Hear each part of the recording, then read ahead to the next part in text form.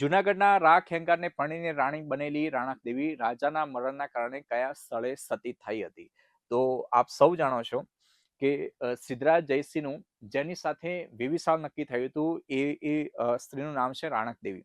અને આ રાણકદેવીને જે ઉપાડી ગયા હતા એટલે કે એ હતા જૂનાગઢના સોરઠના શાસક રા ખેંગાર. અને આ રીતે સિદ્ધરાજ જયસિંહ અને પછી આગળ જતા સોરઠના શાસક રા ખેંગાર વચ્ચે યુદ્ધ થયું હતું. અને આપ સૌ જાણો છો કે 1110ની અંદર જ્યારે પાટણથી સોરઠ જવા માટે સિદ્ધરાજ જયસિંહે પ્રસ્થાન કર્યું ત્યારે જે બિરુદ ધારણ કર્યું હતું ત્રૈલોક્ય ગંડ. ઓકે.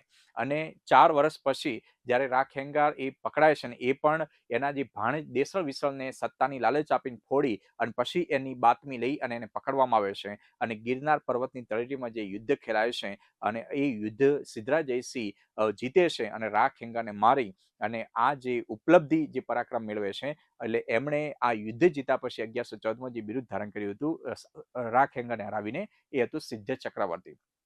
અને આ જ સિદ્ધ ચક્રવર્તી જે આગળ જતા સિદ્ધરાજ તરીકે ઓળખાયું એટલે આપણે જયસિંહના નામની આગળ બોલીએ છીએ સિદ્ધરાજ જયસિંહ. એટલે આ રીતે સિદ્ધરાજ જયસિંહ રા ખેંગારને તો મારે છે, પોતાનો બદલો તો લે છે અને જ્યારે પોતે એ સોરઠથી જુનાગઢથી રાણકદેવીને લઈને જ્યારે પોતે પાટણ તરફ આવતા હોય છે ત્યારે વચ્ચે સુરેન્દ્રનગર જિલ્લાની અંદર આવેલું વઢવાણ નામનું સ્થળ આવે છે અને રાણકદેવી મનોમનથી પોતાના જે પતિ રા ખેંગારને માની ચૂક્યા હોય છે અને રા ખેંગારનું મોત થવાથી પોતે પણ પછી એની પાસે સતી થઈ જાય છે વઢવાણ નામના સ્થળે. તો આ બાબત આપણે ધ્યાન રાખીશું.